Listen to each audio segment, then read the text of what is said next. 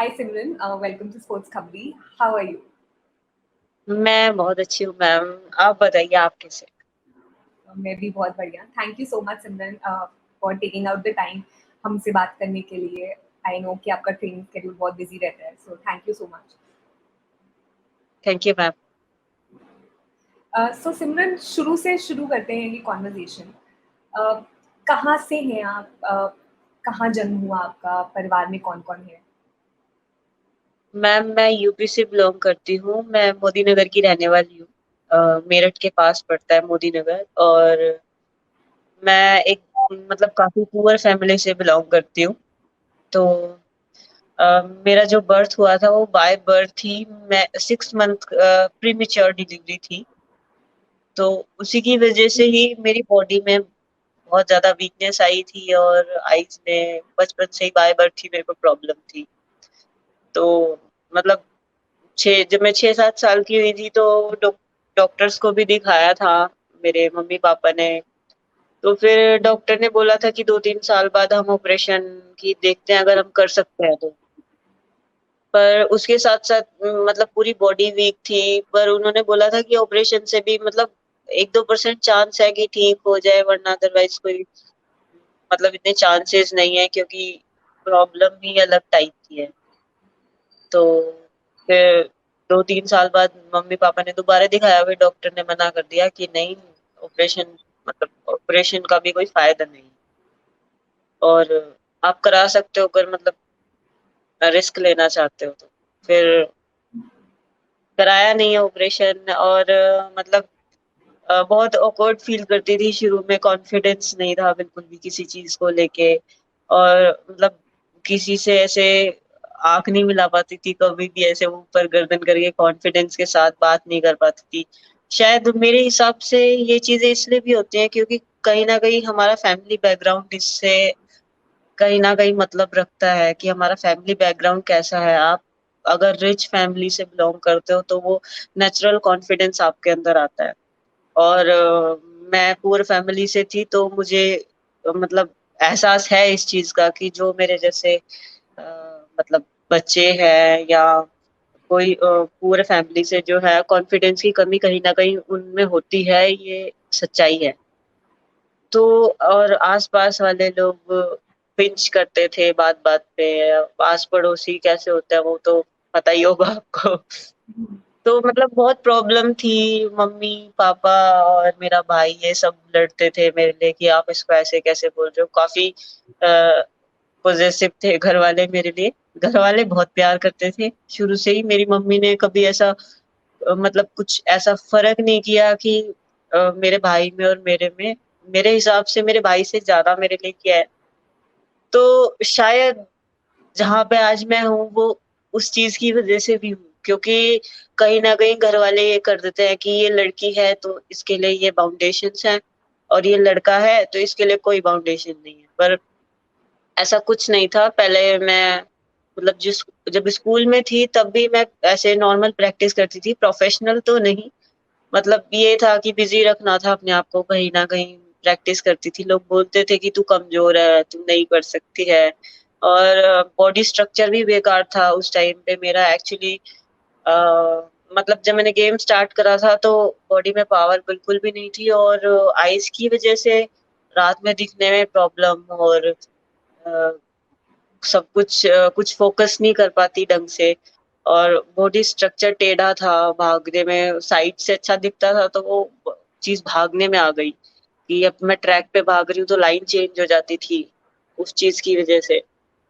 तो मतलब ये चीज़ें काफ़ी फेस की हैं और फिर उसके मतलब उस टाइम पे भी ऐसा नहीं था कि कहीं मम्मी को ये नहीं पता था कि मैं कुछ शायद कुछ गड़बड़ा कर पाऊँ, पर फिर भी सपोर्ट थी मेरे ऊपर। तो धीरे-धीरे मेरा इंटरेस्ट बढ़ता गया तो मैंने बोला कि मतलब मुझे गेम करना है अच्छे से, क्योंकि शायद मैं उस तरीके की डाइट नहीं ले पा रही थी। लोग मेरे से बोलते थे जो मेरे फ्रेंड थे जो मेरी दोस्त थी जो मेरे साथ ट्रेनिंग करती थी, उनकी डाइट अच्छी थी मेरे से और मतलब मैं शायद ग्राउंड तक जाना भी अफोर्ड नहीं कर पाती थी कि मुझे अगले दिन टेंशन होती थी कि मैं अगले दिन अब ग्राउंड कैसे जाऊँगी? मतलब किराया तो होगा नहीं मेरे पास, तो मैं ग्राउंड कैसे जाऊँगी? तो अ, वो चीज़ें मतलब काफ़ी डिस्टर्ब करने वाली थी। लोगों को देख के लगता था अरे ये तो प्रोटीन पीते हैं, तो मुझे भी प्रोटीन पीना चाहिए। पर प्रोटीन इतना महँगा आता था, मैंने मम्मी से बोला कि मम्मी मेरे को ऐसे डाइट के लिए पैसे चाहिए।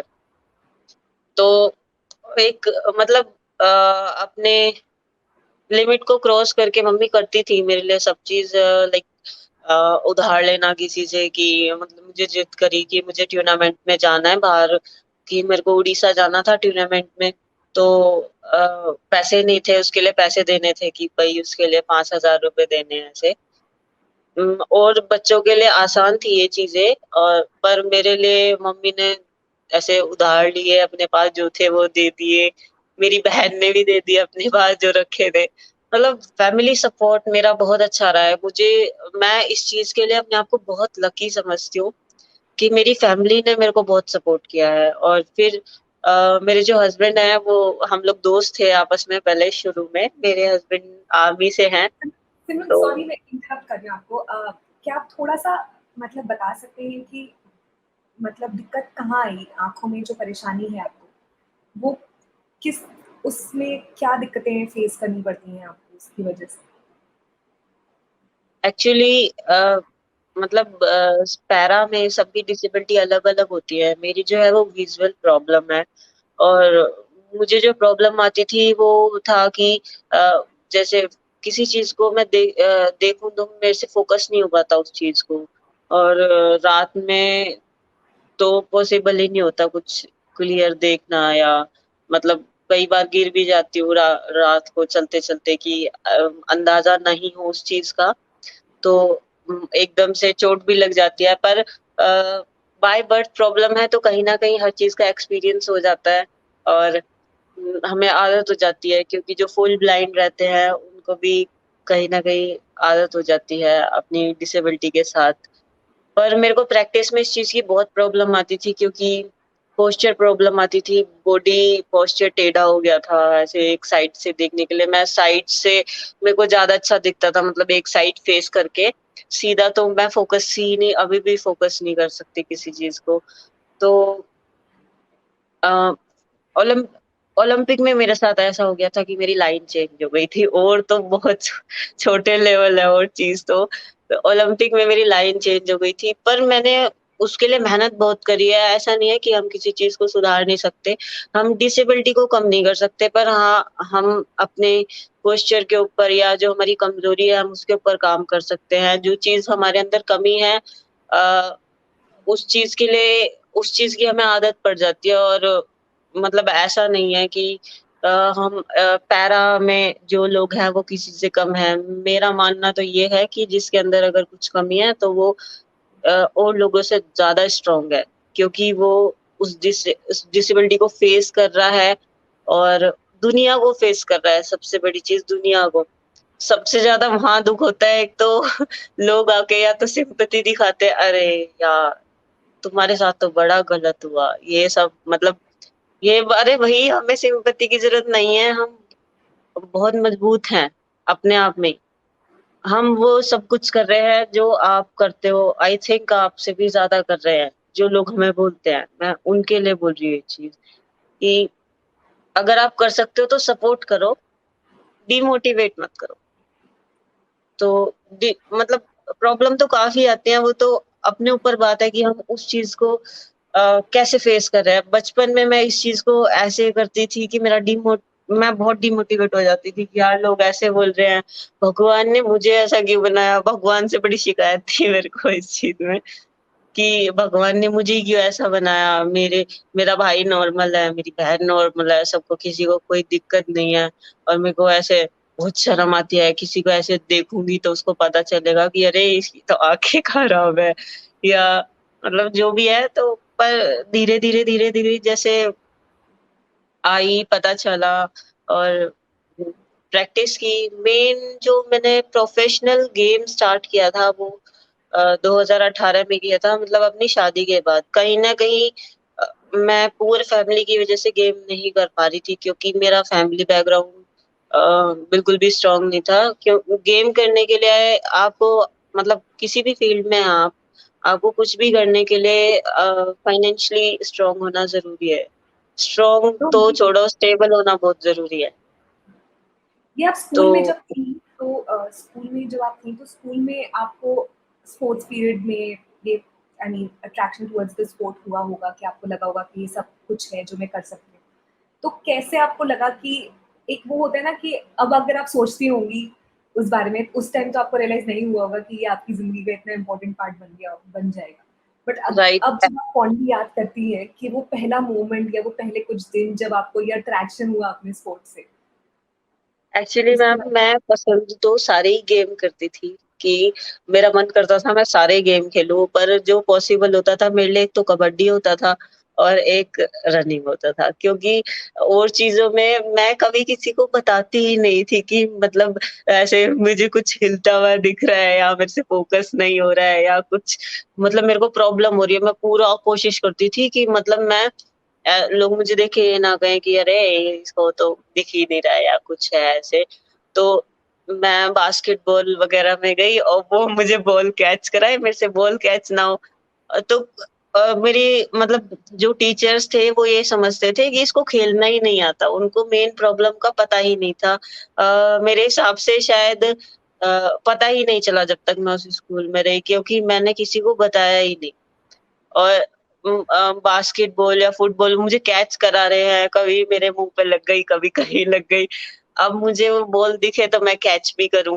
तो बहुत सुनाते थे मेरे को कि अरे दिख मतलब दिख नहीं रहा क्या तुझे अंधी है क्या? ये सामने से बॉल फेंक रही है, अभी तेरे को कैच नहीं हो रही, ये नहीं हो रही, हो रही।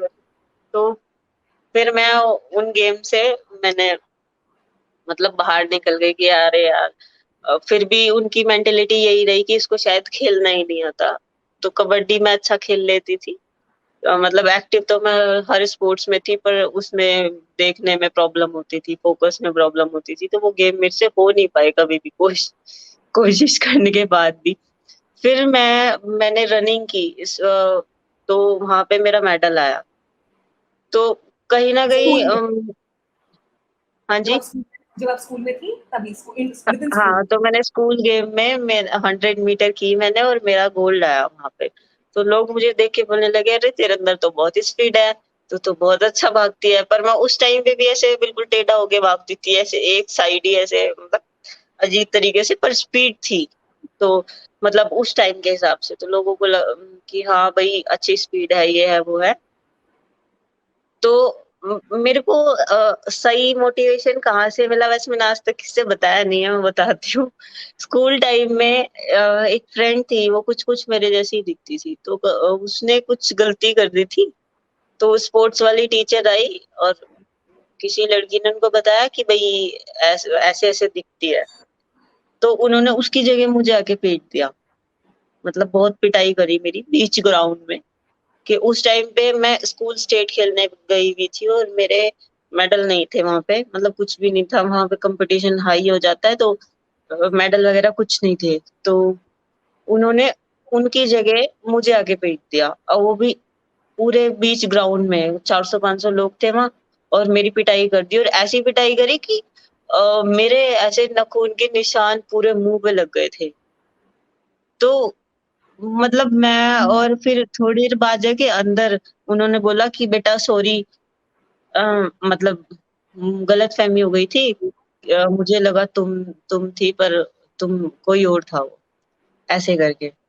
तो अब पीटा तो सबके सामने था ना, तो वो बात लग गई थी। तो फिर मैं 1 साल तक स्पोर्ट्स खेलने ही नहीं गई, अगले साल गई सीधा और मेरे को लग गया था ये कि हाँ, अब मुझे प्रैक्टिस स्टार्ट करनी पड़ेगी, तब तक मैं प्रैक्टिस वगैरह कुछ करती नहीं थी। फिर मैंने 1 साल मेहनत करी और अगले साल जब मैं स्कूल स्टेट खेलने गई दोबारा वही मीट तो मेरे 5 गोल्ड मेडल आए। तो मुझे कहीं न कहीं वो सनक चढ़ गई थी कि यार मैं कमज़ोर नहीं हूँ और मैं शायद कुछ भी कर सकती हूँ, ऐसा कोई काम नहीं है जो नहीं हो सकता। तो मैंने प्रैक्टिस स्टार्ट करी और मेरे 100, 200, 400 और दोनों रिले इसमें मेडल नहीं, लॉन्ग जंप, इसमें मेरे मेडल आए। तो मेरे को माइक पे फिर उन्होंने सम्मानित किया प्रिंसिपल ने और उन्होंने कि हम चाहते हैं और भी सिमरन बने ऐसी और ऐसे मेडल लाए। तो वो चीज़ मुझे बड़ी अच्छी लगी, मेरे को सुकून मिल गया कि हाँ, जो मैं पिटी थी ना तो अभी कहीं न कहीं वो कवर हो गया है कि मतलब मेरे को ऐसा लगता था कि शायद मुझे तो पता है कि इनको दिखता है कि मेरे आँखों में प्रॉब्लम है और ये सब है, तो ये पर ये मेरे से ऐसे जताते नहीं है सामने से, पर हाँ, ये मेरे को इसलिए ही लाइक नहीं करते क्योंकि मैं और नॉर्मल लोगों की तरह नहीं हूँ। ऐसे तो मेरे दिमाग में ये चीज़ें चलती थी, तो यही चीज़ें सोच के मैंने प्रैक्टिस स्टार्ट कर दी। तो वहाँ से एक्चुअल शुरू हुआ था मेरा स्पोर्ट्स 2014-15 में शायद। उस टाइम पे बच्ची थी मैं, बॉय कटिंग रखती थी। तो वहाँ से जर्नी शुरू हुई थी और अभी यहाँ पे चल ही रही है। उसके बाद फिर प्रोफेशनली आपने वो जो फर्स्ट प्रोफेशनल स्टेप था वो कैसे शुरू हुआ कि अ, मैं ऐसे ही ग्राउंड में प्रैक्टिस करती रहती थी, तो मतलब मैं और मेरे हस्बैंड दोस्त थे, नॉर्मल दोस्त थे। तो ये आर्मी से थे, तो ये जब छुट्टी आते थे तो बहुत मेहनत करते थे, मतलब टायर लगा के भागना और मतलब सब लोग बोलते थे कि यार ये कितना भागता है, कि इंसान है कि नहीं? तो मतलब अच्छा लगता था वो और मेरे को समझाता था, मेरे को मोटिवेट करता था कि तुम कर सकती हो, तुम मेहनत करो और तुम्हारे अंदर बहुत टैलेंट है और ऐसी कोई चीज़ नहीं है जो हम नहीं कर सकते। अगर इंसान सोच ले, तो ऐसा कुछ है ही नहीं कि हम नहीं कर सकते। जब और लोग कर सकते हैं, तो तुम क्यों नहीं कर सकते? तो फिर उससे धीरे-धीरे बात करने लगे, कहीं न कहीं स्पोर्ट्स के लिए ही जुड़ गए थे एक-दूसरे से। तो फिर मैंने अपने मम्मी-पापा से ये चीज़ें शेयर करी कि हाँ, मतलब मम्मी तो शुरू से ही सपोर्ट करती थी, थोड़ा गुस्सा करा ऐसा नहीं था कि ऐसे सब कुछ आराम से हो गया। गुस्सा किया क्योंकि शायद मैं सबसे छोटी थी घर में, मेरी सिस्टर मेरे से 5 साल बड़ी थी और उनकी शादी नहीं हुई थी तब तक। कम एज में मेरी शादी हो गई थी, मेरे फादर जो थे वो बीमार रहते थे, मतलब उनको प्रॉब्लम थी, वो पिछले 15 साल से बीमार थे। तो फिर मम्मी को लगा कि हम लोग इतने पुअर हैं और गवर्नमेंट जॉब वाला लड़का है और फिर पापा ने कुछ इतना वो नहीं करा, पापा मान गए थे। तो मतलब इतनी मुश्किल भी नहीं हुई, मम्मी-पापा मान गए फिर उन इसने मेरे से पूछा कि तुम क्या करना चाहती हो अपनी लाइफ में? तो मैंने बोला कि मुझे अपने टी-शर्ट पे इंडिया लिखवाना है, सपना था मेरा ये। कि मुझे अपने पीछे इंडिया लिखवाना है और मैं जब भी जहाँ भी मैं कैंप में हूँ, मैं उसको दूर से देख के सोचती थी कि यार काश मैं इस कैंप के अंदर कभी जाऊँ और मैं इसको देखूँ अंदर से कैसा दिखता है। तो बहुत छोटे-छोटे ड्रीम थे एकदम प्यारे-प्यारे से। फिर वहाँ से शुरुआत हुई 2017 में मैं पंचकुला पोस्टिंग थी हमारी। तो पंचकुला पोस्टिंग हुई और मेरे हस्बैंड की ड्यूटी लगती थी, तो उन्होंने मुझे दूसरे कोच के अंडर में डाला हुआ था कि आप मतलब प्रैक्टिस कराओ उसको। पर वो मेरे ऊपर इतना ध्यान नहीं देता था क्योंकि परफॉर्मेंस नहीं थी, बॉडी भी नहीं थी, स्ट्रेंथ नहीं थी, कुछ भी नहीं था। अ, पर फैमिली को और हस्बैंड को हमेशा ट्रस्ट था कि हाँ, कुछ तो करेगी। मतलब विश्वास किया मेरे ऊपर, मेरे अंदर कुछ भी ना होते हुए विश्वास किया। तो उस कोच से एक दिन पूछा जाके कि आप इसके ऊपर ध्यान क्यों नहीं देते? 8-9 महीने हो गए वो मेरे ऊपर ध्यान ही नहीं दे रहे हैं। और तो ये आपको उनसे जाके प्राइवेटली अपने पर्सनल पैसे से फंड करना पड़ता होगा ना ये वाली कोचिंग को? अभी तो गवर्नमेंट करती है, अभी तो मेरे स्पॉन्सर हैं ओजीक्यू, जी। वो सपोर्ट करते हैं ओलंपिक गोल्ड क्वेस्ट, तो उनका तो सपोर्ट ही अलग है मैम। एक्चुअली वो अपना प्रमोशन करने से मना करते हैं, पर मतलब अगर सपोर्ट की बात आती है तो एक ही सपोर्ट है, तो वहाँ पे तो वो बोलना पड़ता है। अ, फिर उसके बाद उस कोच ने बोला कि ठीक है इतना है तो तू करा ले, मेरे हस्बैंड को बोला कि इतना है तो तू करा ले, नहीं दे रहा मैं ध्यान। तो फिर उसको गुस्सा आया, उस 2 महीने की छुट्टी ले ली सीधा कि ठीक है मैं ही कराऊँगा। तो फिर पूरा मतलब बहुत मेहनत की, बहुत मेहनत की। मेरी मदर इन लॉ बोलती थी कि इसको मारेगा क्या तू? मतलब इतनी मेहनत करती थी कि जब शायद मैं घर पे पहुँचती थी तो उम, कभी तो ऐसे हाथ पकड़ के ऊपर ले जाना पड़ता था, कभी ऐसे टाँगें काँप रही होती थी, ऐसे चक्कर आ रहे होते थे बुरी तरह। पर मेरा काम यही था कि मुझे प्रैक्टिस करनी है, खाना खाना है, रेस्ट करना है, बस इतना था। कभी मतलब ऐसा कुछ कि काम भी करना है या सब सब कुछ अपने आप मैनेज करते थे। मतलब कपड़े धोना, खाना बनाना, सब मेरी डाइट, पूरे दिन रसोई में लगे रहना, तो वो स्ट्रगल टाइम था हमारा। और फिर उसके बाद मैं 2 महीने बाद जब ग्राउंड में गई उसमें, तो मेरे अंदर इतना इम्प्रूवमेंट था कि मेरा पोस्चर सही हो गया था। और मेरी रनिंग में बहुत इम्प्रूवमेंट था, तो वो कोच देख के हैरान हो गया, बोलते, "अरे! ये क्या हो गया अचानक से? जब यहाँ से गई थी तब कुछ भी नहीं और जब वापस आई है तो एकदम चेंज हो गई।" तो फिर उसके बाद मेरे हस्बैंड ने किसी के अंडर में करने ही नहीं दिया, फिर उसके बाद खुद ही कराया, फिर मेरे नेशनल में मेडल आ गया। मैं पहला नेशनल खेली थी और मेरे नेशनल में 2 गोल्ड मेडल आए थे।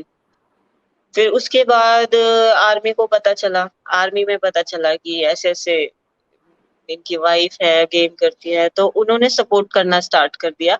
मेरे हस्बैंड को फ्री छोड़ दिया कि आप बस अपनी वाइफ को प्रैक्टिस कराओ और हमारे देश के लिए मेडल लाओ।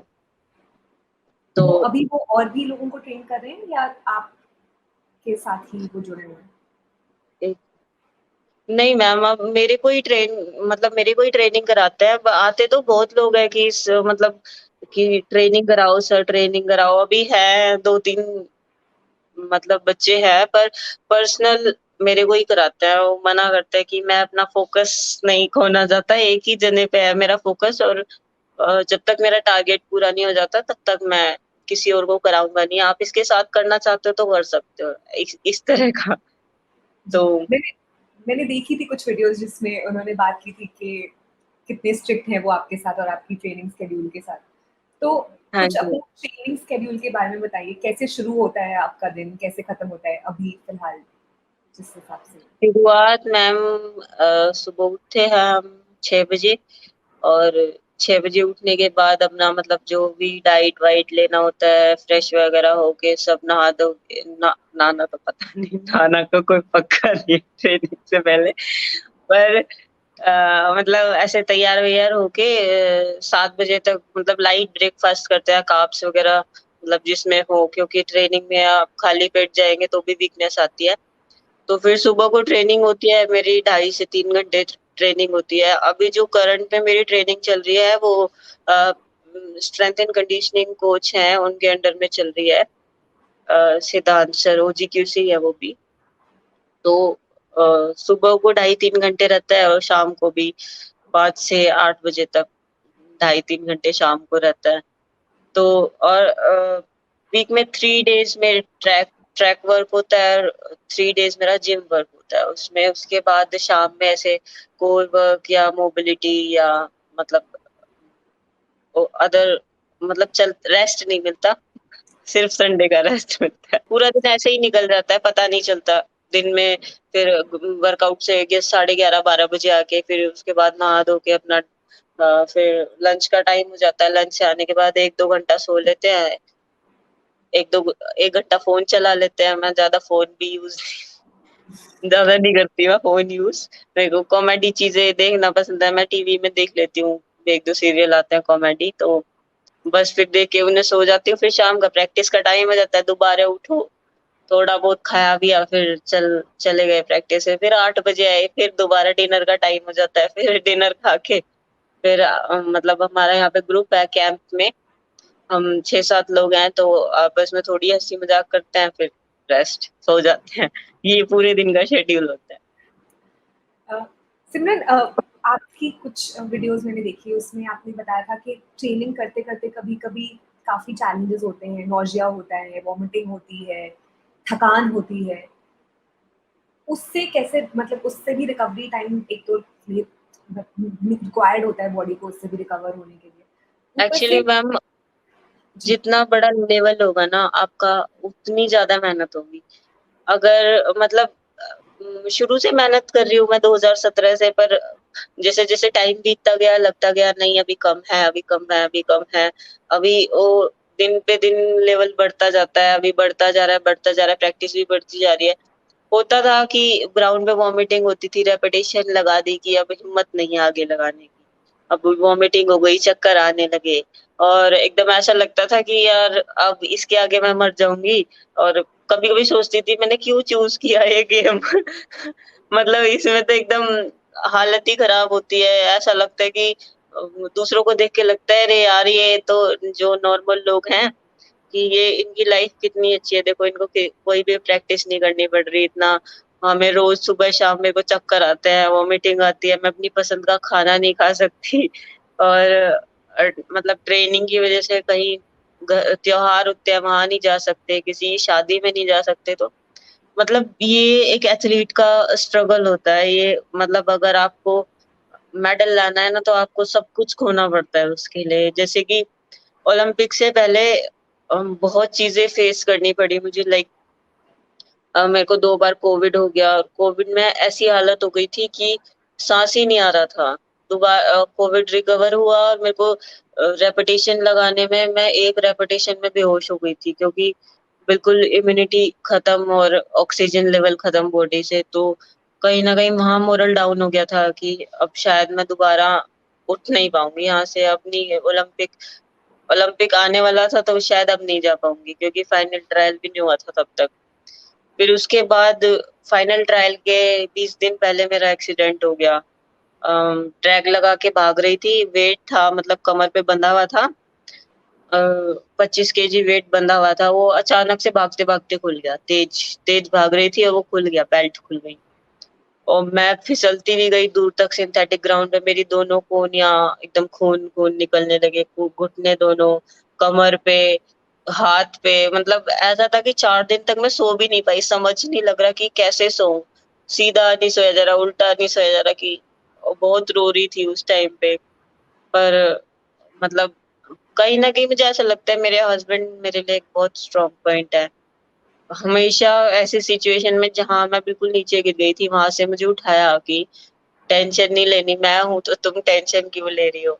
और मेरे लिए मतलब एक टाइम पे सैलरी में भी काम नहीं चल रहा था, तो मेरे लिए लोन लिया और अपना एक घर था वो भी बेच दिया बोलते। उस टाइम पे कुछ भी नहीं था कि कोई चांस नहीं थे कि ओलंपिक जाएगी या कुछ जाएगी। एक दिन अचानक मुँह से निकला था कि घरवाले पूछ रहे थे कि क्या करवाएगा?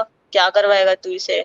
और मतलब आस-पड़ोसी लोग कोई फंक्शन था, घर पे आए हुए थे सारे परिवार वाले, बोलते पागल हो गया क्या? शादीशुदा है और अपना आराम से रहो जैसे और शादीशुदा लोग रहते हैं, क्या अपनी वाइफ को छोटे-छोटे कपड़े पहनाना और मतलब रात में प्रैक्टिस करके आना और मतलब लोअर टी-शर्ट ये सब क्या है? तो बोलते कि मैं करा रहा हूँ तो तुम्हें क्या दिक्कत है? बोलते क्या कराएगा? हम भी देखेंगे कितना बड़ा कराएगा तू। तो उस दिन अचानक से मुँह से निकला था उसके कि मैं इसको ओलंपिक ओलंपिक खिलाऊँगा। मैं तो हँस गई थी सुन के, मैंने कहा क्या बोल रहा है ये? ये ओलंपिक खिलाएगा? तो ओलंपिक तो सपने में भी नहीं सोचा था।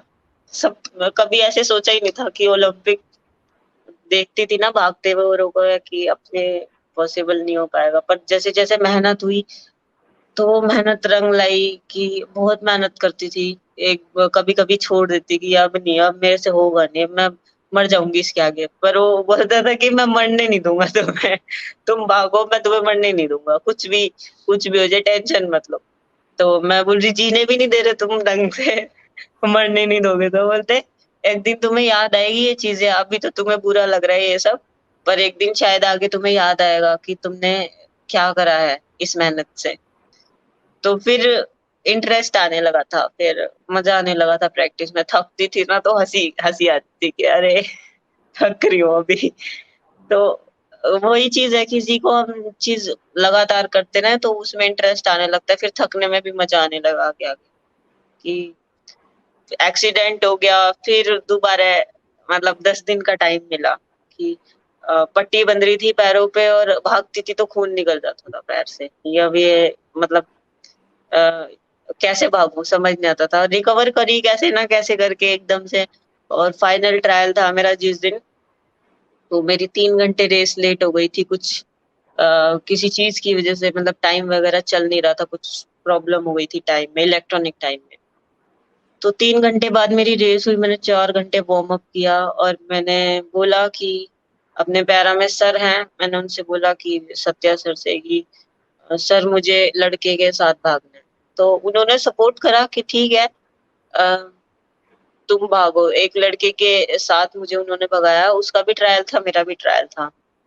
तो मतलब फिर मेरी रेस हुई, मैं स्टार्टिंग पॉइंट पे बैठ के सोच रही थी 27 लड़कियाँ थी, 2 सीट थी, तो कहीं न कहीं डर तो था मन में कि और भी हैं टॉप लेवल पे, तो मैं कैसे कर पाऊँगी और रेस में आज तक कोई गया ही नहीं था मतलब किसी ने क्वालीफाई ही नहीं किया था कभी रेस में, ओलंपिक पैरालंपिक, तो बहुत डर था मन के अंदर। फिर बाद में पता चला मेरा क्वालीफाई हो गया, मेरी रेस छूटी, मैं बैठ के सोच रही थी वहाँ कि शायद जो मैंने इतनी वॉमिटिंग की है, मैं सुबह सर्दियों में उठी हूँ, इतनी मतलब नींद आती थी पर फिर भी ज़बरदस्ती उठना पड़ता था कि नहीं अभी ग्राउंड पे जाना है और बुखार भी होता था तो मेरा फ़ीवर भी ऐसे उतरता था कि मैं बोल रही हूँ अपने हस्बैंड से कि मेरे को बुखार हो रहा है, तो वो बोलता था, "अरे बुखार हो रहा है, चलो तुम्हें ट्रैक पे लेके चलता हूँ, वो पसीने आएँगे तो बुखार उतर जाएगा।"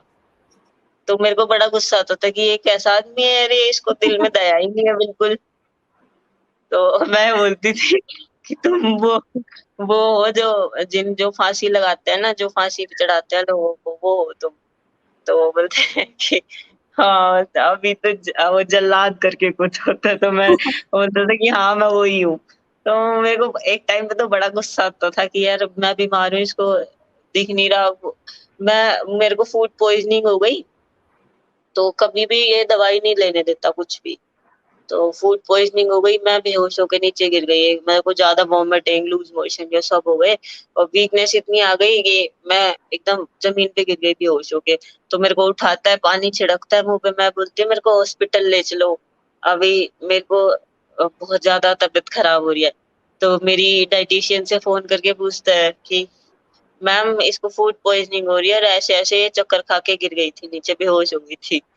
तो ओजी क्यों है? तो ओ वहाँ से उनको जवाब आता है, ठीक है अभी सब कुछ निकल गया है, तो अभी ये नॉर्मल हो जाएगी। तो मुझे फिर भी नहीं लेके गया। बोलता अब तुम ठीक हो जाओगी। मतलब हो तो गई थी ठीक, मैक्सिमम कोशिश करते कि दवाई ना दूँ और इसका मतलब मैं वर्कआउट से ही सब चीज़ ठीक कर दूँ। तो इतना जुनून भी मैंने कभी किसी के अंदर नहीं देखा कि दिस इज़ कोई ऑल्सो स्पोर्ट्स के लिए इंस्पायरिंग फॉर अदर्स, मतलब आई एम श्योर जो बाकी लोग हैं, क्योंकि मतलब इतना डेडिकेशन एक हस्बैंड का अपनी वाइफ के ड्रीम के लिए बहुत रेयरली दिखता है।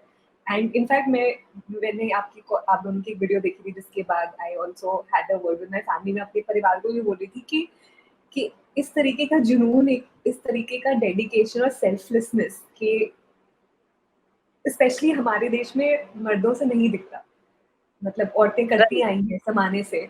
ऊपर से बड़े शहरों में के लोगों से आप उम्मीद लगाते हैं कि उनको वो एक मॉडर्न मेन का टाइटल दिया जाता है कि बट मतलब आपके पति छोटे शहर से आने के बावजूद वो इतनी बड़ी सोच रखते हैं।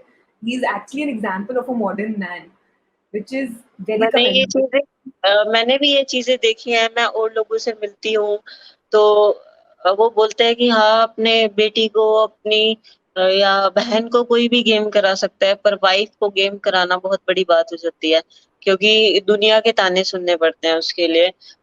लोग बोलते थे कि जब कुछ अचीवमेंट नहीं थी कि पागल है क्या तू, ये किससे शादी कर ली तूने? और क्या बोलते हैं अब कर लिया तो चलो नॉर्मल लाइफ जियो क्या मतलब अगर बड़ी बन जाएगी तो तेरी इज़्ज़त भी नहीं करेगी ये वो बहुत मतलब टोंट कसते थे। पर उसने कभी इस चीज़ पे ध्यान नहीं दिया और वो खुद बोलता है कि मैं चाहता हूँ कि मेरे बेटी हो और जब भी हो बेटी हो और मैं उसको ऐसा बनाऊँ कि लोग देख के डरे हों उसे कि अरे मतलब इतना स्ट्रॉन्ग बनाऊँ मैं उसको। सिमरन, तो आपने अपनी क्वालिफाइंग, सॉरी, आप बोल रहे थे। जी। जी, जी, मैम। मैं कह रही थी कि आपने अपनी क्वालिफाइंग की जर्नी बताई। क्वालिफाई करने के बाद फिर वो नेक्स्ट स्टेप क्या हुआ? वो एक्सपीरियंस कैसे क्या क्या था आपके लिए? वो मैम मेरी लाइफ का सबसे खुशी वाला दिन था जिस दिन मैंने पैरालंपिक क्वालीफाई किया। मैं इतनी खुश थी कि मैं ब्लश कर रही थी, मेरे को समझ नहीं आ रहा था क्या करूँ? मैं पूरी थकी हुई थी, मतलब मैंने ट्रायल दिया, मेरे को पूरा पसीना आ रहा था और मुँह लाल हो रहा था। पर वो टाइम पे खुशी इतनी थी कि मेरे को समझ ही नहीं आ रहा मैं क्या करूँ? मुझे ऐसा लग रहा था, मतलब मेरी लाइफ का सबसे ज़्यादा खुशी वाला दिन था वो, क्योंकि वो ड्रीम पूरा हो गया था। एक नाम के आगे एक वो लग गया था कि ओलंपियन। बहुत लकी लोग होते हैं मैम जिनके नाम के आगे ओलंपियन लगता है, क्योंकि करोड़ों लोग मेहनत कर रहे हैं आज के टाइम में स्पोर्ट्स में, और सबका सपना होता है कि वो ओलंपियन बने। वो तो वो टाइम पे ऐसी फीलिंग थी कि हाँ, आज सारी मतलब जो चाहा था वो मिल गया। मेडल नहीं मिला उसके लिए मेहनत कर रहे हैं कि कोशिश तो मेडल की ही थी, पर मतलब अच्छा लगा वहाँ पे गई मैं। मेरे को इंजरी थी, हैमस्ट्रिंग में टियर था उस टाइम पे जब मैं खेलने गई थी टोक्यो। तो मेरी लाइन चेंज हो गई थी वहाँ पे जाने के बाद, और फिर भी मैंने अपना सीज़न बेस्ट किया वहाँ पे जाके। तो मतलब अच्छा एक्सपीरियंस था, और मैं बता रही थी कि धीरे-धीरे बढ़ते-बढ़ते ही आपको हर चीज़ का अनुभव होता है, तो मुझे भी वही धीरे-धीरे ही हो रहा है अभी। तो तो मैं अपनी गलतियाँ सीख के आई थी। वहाँ जाके कैसा लगा? मतलब क्योंकि अभी तक आप इंडिया के एथलीट्स के साथ प्रैक्टिस करती थी, कम्पीट करती थी। वहाँ गई, ग्लोबल स्टेज था, जहाँ पे पूरी दुनिया से एथलीट्स आए थे। तो क्या एक्सपीरियंस था? फैसिलिटीज़ वाइज़ भी आई एम श्योर कि डिफरेंस था, क्योंकि इंडिया अभी भी कुछ-कुछ जगह मतलब हमने इम्प्रूवमेंट दिखाई है ऑफ कोर्स। बट कहीं हम में भी कमियाँ हैं जो हम उनसे सीख सकते हैं, कुछ वो हमसे सीख सकते हैं। सो ओवरऑल वो एक्सपीरियंस के बारे में थोड़ा और बताएँ प्लीज़? मैम वहाँ पे जो था ना, मुझे मतलब जापान के बारे में अगर मैं आपको बताऊँ तो जापान जो देश है वो एक डिसिप्लिन के ऊपर वो है। मतलब आप ये मानो कि वो आर्मी है एक तरीके से, वो जापान जो है। वहाँ पे सब चीज़ आपको टाइम टू टाइम होगा। अगर आपका 2:20 का टाइम है तो 2:19 पे वो वहाँ पे अवेलेबल मिलेंगे। आप वो 1 मिनट भी लेट नहीं होते किसी चीज़ के लिए, और आप उनसे एक काम के लिए बोलोगे और जब तक वो आपका काम चाहे रात हो जाए उस काम के लिए, जब तक वो आपका काम नहीं करेंगे, तब तक वो वहाँ से जाएँगे ही नहीं। वो उनके रूल हैं। और मतलब आदत में इतने अच्छे उनको सिखाई हुई थी जब हम गए थे, तो उनको सिखाया हुआ था कि जब भी इंडिया के लोग दिखे तो नमस्ते करनी है। तो वो जब भी मिलते थे तो हमें हाथ जोड़ के नमस्ते करते थे। तो मतलब अच्छा लगता था। मैंने इंडिया के लिए ये इम्प्रूवमेंट देखा है वहाँ पे कि शायद कहीं न कहीं ये मुझे मैं इस चीज़ के लिए मोदी जी के मतलब काफ़ी बहुत बड़ी चीज़ करी है ये मोदी जी ने कि हमारे जो इंडिया के एथलीट हैं वो उन सबसे बात करते हैं, मतलब मैच से पहले भी और मैच के बाद में भी। और दूसरी कंट्री के मतलब कोई भी ऐसे कोई किसी प्लेयर से बात नहीं करता है। तो हमसे पूछ रहे थे वहाँ पे लोग कि अरे आपके प्राइम मिनिस्टर आपसे बात करते हैं? बोलते ओह! कि ये तो बहुत बड़ी चीज़ है। मतलब हमारे इंटरव्यू लिए थे उन्होंने, पहले भी बेस्ट विशेस दी थी जाने से पहले और आने के बाद एक-एक बंदे से बात करना। ऐसा नहीं कि उन्होंने मेडलिस्ट को बुलाया सिर्फ, नहीं। उन्होंने पूरी टीम को बुलाया और पार्टिसिपेट वाले जितने भी थे सबको बुलाया और सबसे एक-एक बंदे से पर्सनली बात की। और वो बाहर जाके मतलब वो खुद भी बाहर जाता है और हिंदी में भाषण देते हैं, तो वो कहीं न कहीं अट्रैक्टिव है चीज़ कि वो बाहर जाके अपनी भाषा में भाषण दे रहे हैं कि और लोगों को किसी को भी हिंदी नहीं आती, पर वो फिर भी हिंदी में भाषण दे रहे हैं, क्योंकि जापान, चाइना के लोग वो भी अपनी लैंग्वेज बोलते हैं। तो वो इस चीज़ को बहुत अच्छा समझते हैं। तो वहाँ जाके पता चला कि हाँ, इंडिया की रिस्पेक्ट अभी यहाँ से यहाँ हो गई है लोगों की नज़रों में, और जानने लगे हैं लोग कि हाँ, ये इंडिया से हैं। उन्होंने बोला कि हम इंडिया को बहुत पसंद करते हैं। मतलब बहुत सारे लोग मिले और मेरे से टी-शर्टें चेंज कर रहे थे वो इंडिया वालों से कि आप हमारी जापान की ले लो और एक टी-शर्ट हमें दे दो इंडिया की। फ्लैग चेंज कर रहे थे, अपना फ्लैग निकाल के दे रहे थे और हमारा फ्लैग ले रहे थे कि हम बहुत पसंद करते हैं, कभी हुआ तो हम पक्का इंडिया ज़रूर आएँगे ऐसे। तो ये चीज़ें बहुत अच्छी लगी, मतलब मुझे कहीं न कहीं। और स्पोर्ट्स में हमारे इंडिया में इम्प्रूवमेंट की स्पोर्ट्स में ज़रूरत है मुझे लगता है। कहीं न कहीं मतलब प्लेयर्स को, जो जूनियर प्लेयर है ना, मेरे हिसाब से जो जूनियर प्लेयर है छोटे लेवल पे है, बाहर की कंट्रीज में क्या होता है, उनको बचपन से ही एक एकेडमी मिल जाती है और वो उस एकेडमी में जाके अ, तैयार होते हैं, प्लेयर खिलाड़ी तैयार होते हैं। तो इंडिया में ये चीज नहीं है, आपको एक लेवल के बाद सपोर्ट मिलनी स्टार्ट होती है। क्योंकि मैंने वो चीज फेस करी है। अब मैं कह दूं कि भाई मेरा तो लेवल हो गया, मुझे चीजें मिल रही है, मैं औरों के लिए क्यों बोलूं? ये चीजें नहीं है, होनी चाहिए। कोई भी बड़ा खिलाड़ी है, मैं तो उससे भी बोलूंगी कि हम लोग भी बहुत छोटे लेवल से आए हैं और कहीं ना कहीं हमने वो सारी चीजें फेस की हैं। तो हमारे इंडिया में भी ऐसी एकेडमी होनी चाहिए, जो पुअर बच्चे हैं या कुछ करना चाहते हैं, तो उनके लिए ऐसी एकेडमी होनी चाहिए जैसे आउट ऑफ कंट्री में सबके लिए होते हैं। उन्हें बुलाते हैं, उनका डाइट का, उनकी ट्रेनिंग का सब चीज वो देखते हैं और उनका टैलेंट देखते हैं कि कौन से गेम में उनका टैलेंट है, और उनको निकाल के लाते हैं। शायद इसलिए ज्यादा मेडल आते हैं। कहीं ना कहीं इंडिया में पैसे की वजह से बच्चे गेम नहीं कर पाते मेरे हिसाब से।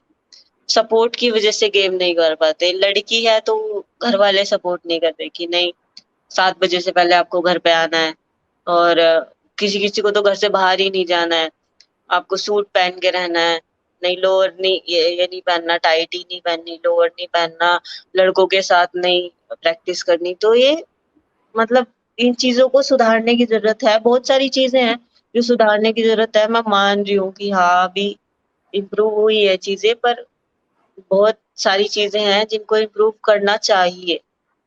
और मैंने तो खुद देखी है ये कि मैं गाँव में मेरी शादी हुई थी तो मेरे को बोला इसको घूंघट कराओ, कि ये घूंघट करेगी। पर मैं इस चीज में लकी हूँ कि मेरे हस्बैंड ऐसे थे कि उन्होंने मुझे नहीं करने दिया ये सब। पर सबके साथ ऐसा नहीं होता मैम। तो मेरे हिसाब से आपको समझना चाहिए, जैसा आपका बेटा है आपके लिए, ऐसी आपकी बेटी भी है। और अगर आप अपने जितना विश्वास आप अपने बेटे के ऊपर कर रहे हो, उतना बेटी के ऊपर करके देखोगे ना, तो आपको दुगना रिजल्ट मिलेगा। क्योंकि बेटियां दिल से जुड़ी होती हैं हर चीजों से। बेटे इमोशनल नहीं होते। बेटियों को तो आप रो के एक आंसू गिराया और मना लिया, ऐसे होता है। सब लड़के बेकार नहीं होते। और मैं ये नहीं कह रही मतलब कोई देख के लड़का बुरा मान जाए, मैं ऐसे नहीं कह रही। मैं एक लड़कियों के समझ रही सपोर्ट की बात कर रही हूँ कि जरूरत है लड़कियों को। हूँ। जी।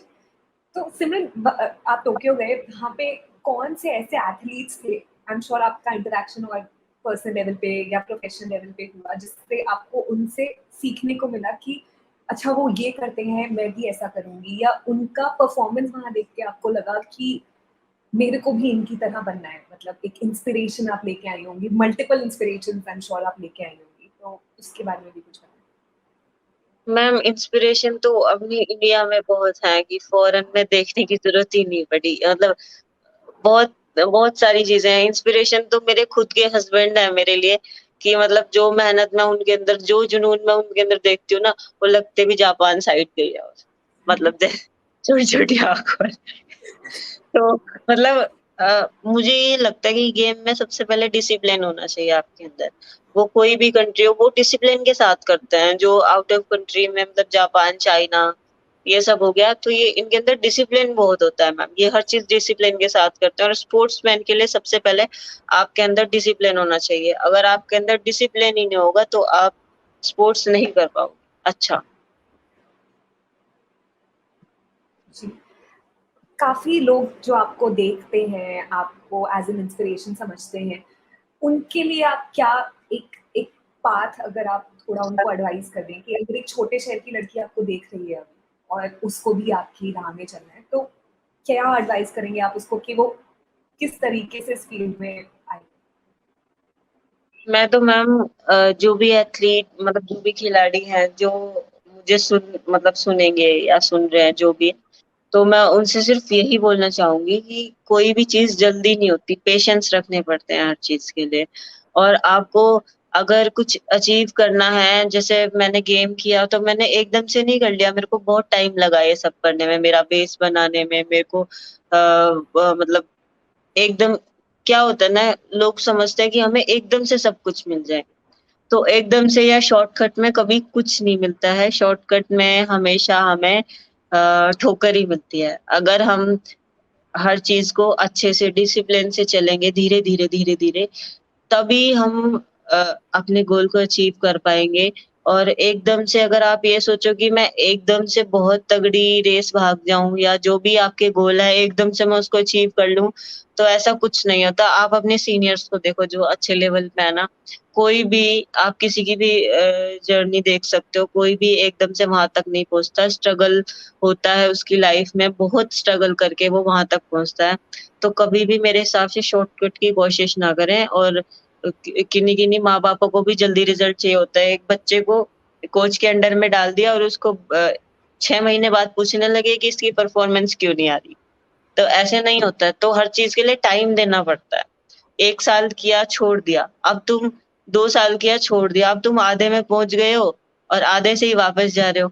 आगे भी इतना ही जाना है और पीछे भी इतना ही जाना है, तो इससे अच्छा आगे ही चल लो। तो मैं तो यही बोलना चाहूँगी मैम।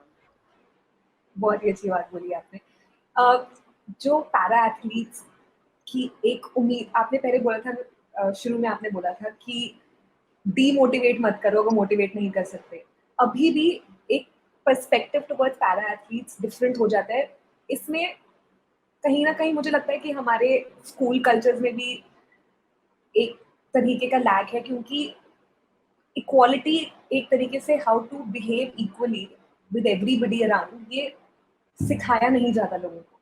तो भले ही लोगों के इंटेंशन अच्छे होते हैं, वो कहीं न कहीं कुछ ना कुछ गड़बड़ कर देते हैं, जो जो लोगों आई मीन जिसकी तरह जिसके लिए जिनसे आप बात कर रहे हैं, उनको वो चीज़ें अटपटी लगेगी। उनको वो एहसास होगा कि आप हमारे साथ इक्वल नहीं हो रहे हैं, बट दूसरे को रियलाइज़ नहीं होता क्योंकि वो अपनी तरफ से अच्छे हैं। तो ये सब आपने भी फेस किया है, राइट? तो क्या लगता है as an athlete, I know you want to just be treated as normally as it can be, पर आपको क्या लगता है कि क्या बदलाव की ज़रूरत है और क्या चाहिए पैरा एथलीट्स को फ्रॉम पीपल अक्रॉस?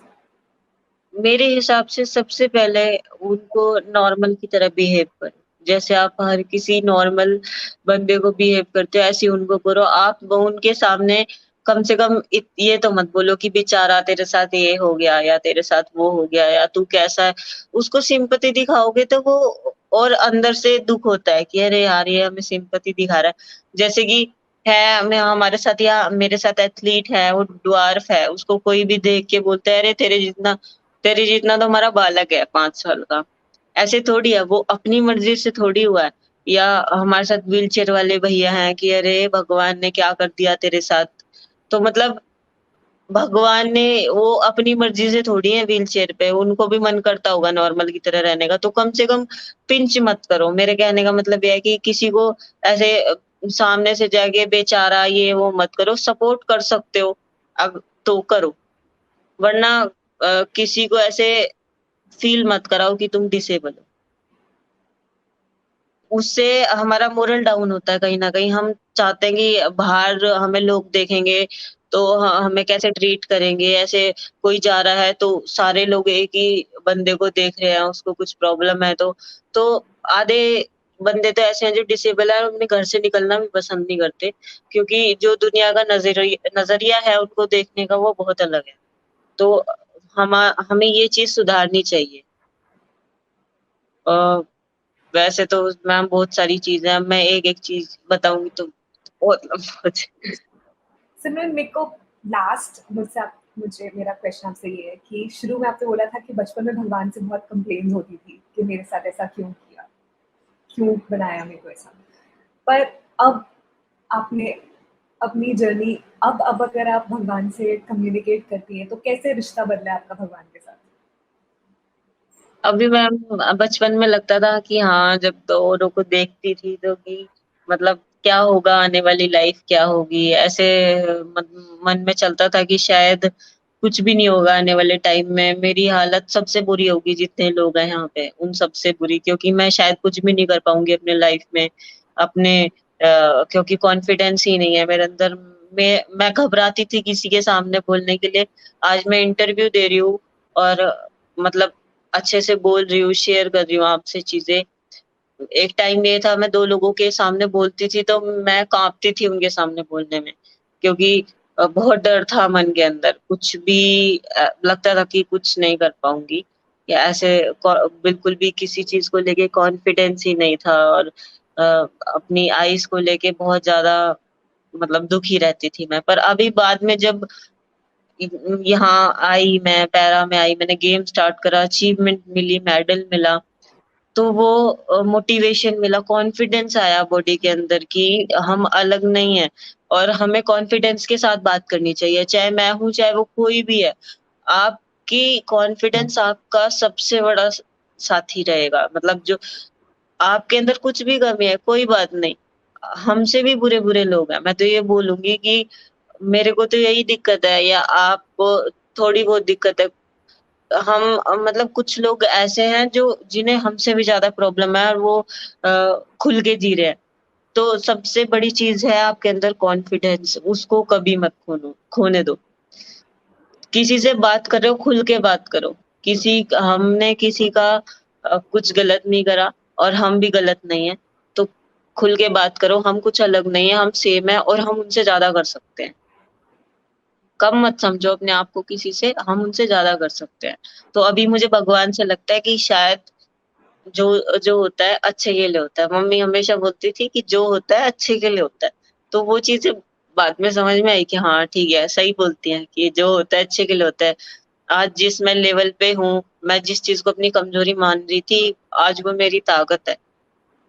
तो अब प्राउड फ़ील होता है उस चीज़ पे।